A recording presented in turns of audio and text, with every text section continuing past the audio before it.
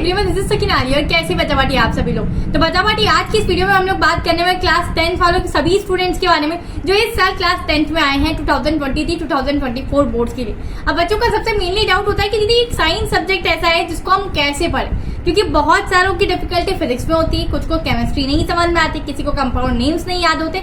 जितनी भी डिफिकल्टीज है ना वो आज इस एंटायर वीडियो में क्लियर हो जाएगी। तो सिर्फ आप लोग से इतनी ही गुजारिश है कि वीडियो को एंड तक देखिएगा, चाहे फिजिक्स के न्यूमेरिकल नहीं सॉल्व होते या फिर बायोलॉजी के डायग्राम्स नहीं बनते या फिर बायोलॉजी की थ्योरी नहीं याद होती, तो सभी चीजों का हम लोग एक ही वीडियो में समाधान में आप लोग के लिए लेकर आए। तो how to score 95% in class 10 और इन साइंस एग्जाम। तो चलिए आज बात करने वाले कि हम लोग साइंस में किस तरीके से 95+ स्कोर करने वाले। बहुत आसान तरीके है, बस आप लोग को स्टार्टिंग से कुछ चीजों का ध्यान रखना है। नहीं तो मोस्ट ऑफ द स्टूडेंट्स करते क्या है, पढ़ते हर कोई है, ठीक है, कुछ चीजें उनसे मिस आउट हो जाती है जिस वजह से वो लोग 80s या फिर 90s पर ही वो लोग बिल्कुल रुक जाते हैं और उससे ऊपर कभी स्कोर नहीं कर पाते साइंस में। तो आज इस वीडियो में आप लोग स्टार्टिंग से ये सारी चीजों को जान सकते हैं। सबसे पहले बात करते हैं बच्चा party priority your study according to the marking scheme. आप लोग को पता है सीबीएसई ने इस साल वाले सभी स्टूडेंट्स के लिए एक नई मार्किंग स्कीम रिलीज करी। नहीं देखी है तो आप लोग जाके चेकआउट कर लेना, हमारे उस वीडियो को लिंक डिस्क्रिप्शन में आप लोग को डाल दूंगी। साथ ही साथ एक नया सिलेबस आप लोग के लिए बनाया। आई होप आप सभी लोगों ने अपना अपना सिलेबस चेकआउट कर लिया।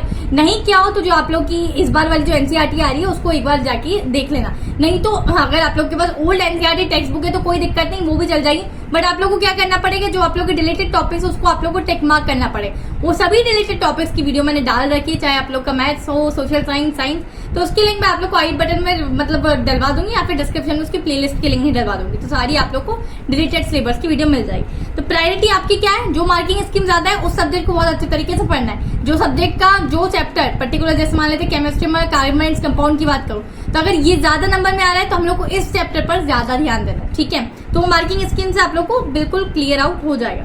दूसरी चीज है नो योर वीकनेस। अब आप लोग मुझे बताइए, रावण को मारना आसान था क्या? नहीं था।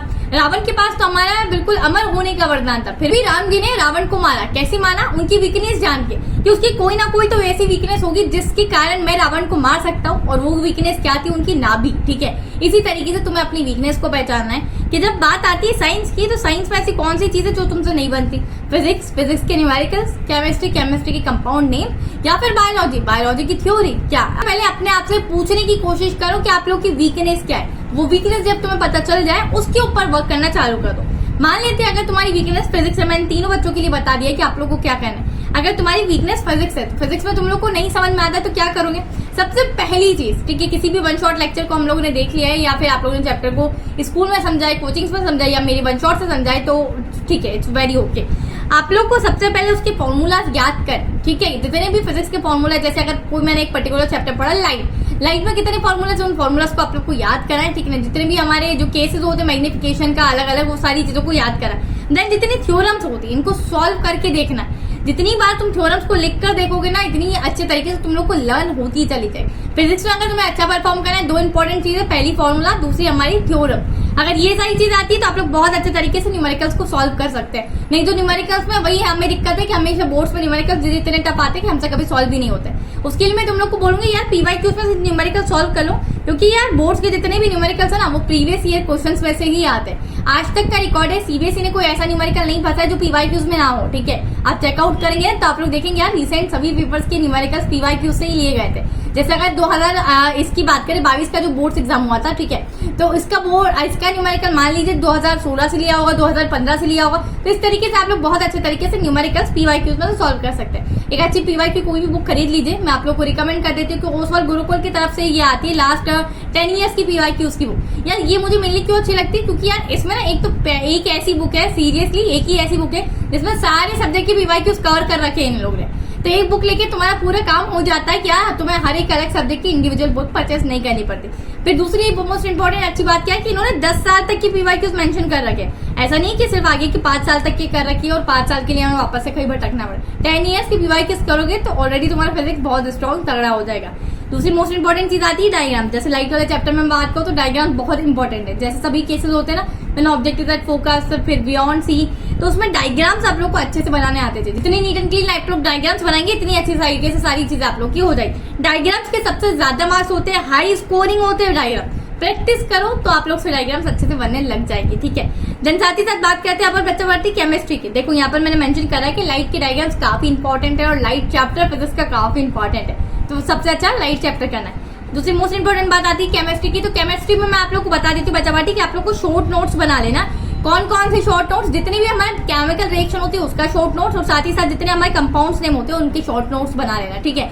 एक आप लोग शीट पर लिख लीजिए। अगर आप लोग नहीं लिख पा रहे तो let me know in the comment section, मैं आप लोग के लिए पूरे फॉर्मूलाज उसकी एक शॉर्ट नोट्स बना के आप लोग को अवेलेबल करवा दूंगी फ्री ऑफ कॉस्ट, ठीक है।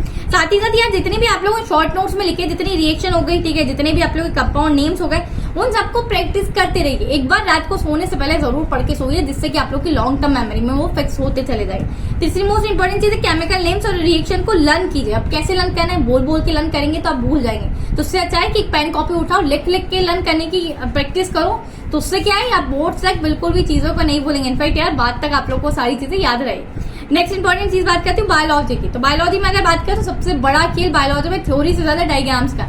अगर लाइफ प्रोसेसेस वाले चैप्टर की बात करूं तो उसमें इतने सारे डायग्राम्स है ना, जैसे फोटोसिंथेसिस हो गया, डाइजेस्टिव सिस्टम बहुत खूबसूरत तरीके से बनाना सीख लेना। अगर जैसे हाउ टू ऑर्गेनिज्म रिप्रोड्यूस की बात करो तो male reproductive system, female reproductive system, ये सबकी डायग्राम्स बहुत इंपॉर्टेंट है। हर बार सीबीएसई पूछता है, ठीक है। तो डायग्राम्स नीट एंड क्लीन बहुत अच्छे तरीके से ड्रॉ करना आना चाहिए। कैसे आएंगे, सिर्फ और सिर्फ प्रैक्टिस करके। तो practice makes the man perfect. Next important बात होती है फोकस करना लाइफ प्रोसेसेस वाले चैप्टर पर, क्योंकि ये चैप्टर बहुत ज्यादा इंपॉर्टेंट है और इसमें से काफी सारे घुमा फिरा के सवाल सीबीएसई पूछ सकता है। तो बायोलॉजी में लाइफ प्रोसेसेस और फिजिक्स में लाइट वाला चैप्टर, तो ये दो चैप्टर आप लोग के लिए काफी इंपॉर्टेंट। देन सॉल्व पीवाईक्यूज, जिस तरीके से मैंने आप लोग को बताया प्रीवियस ईयर के क्वेश्चन आप लोग को सॉल्व करते रहना है, जिससे कि यू विल गेट आइडिया कि सीबीएसई किस टाइप के क्वेश्चन पूछता है। उसके लिए अच्छी सी बुक भी स्टार्टिंग से रिकमेंड कर दी कि आप लोग को भटकने की जरूरत ना पड़े, और थ्रू आउट द सेशन ये बुक आप लोग को हेल्प कर। That's all for today's video बच्चा बाटी। इसी के साथ मिलती हूँ मैं नेक्स्ट वीडियो में। अगर आप लोग चैनल पर पहली बार आए हो तो मैं आप लोग को बता देती हूँ कि इस चैनल पर आप लोग को सभी वन शॉट्स मिल जाएंगे कंप्लीटली साइंस के और इंग्लिश के, साथ ही साथ चीट शीट, फॉर्मूला शीट, ये सारी चीजें मैंने अपलोड कर दी है, ठीक है। बहुत सारे सब्जेक्ट्स की ऑलरेडी हो चुकी है, जैसे मैथ्स की फॉर्मूला शीट मैंने डाल दी है, तो आप लोग जाके चेकआउट कर लेना।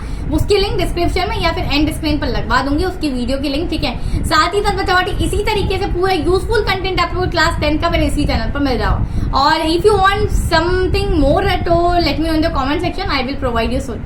Till then keep learning. This is your educator Sakina Ali signing of.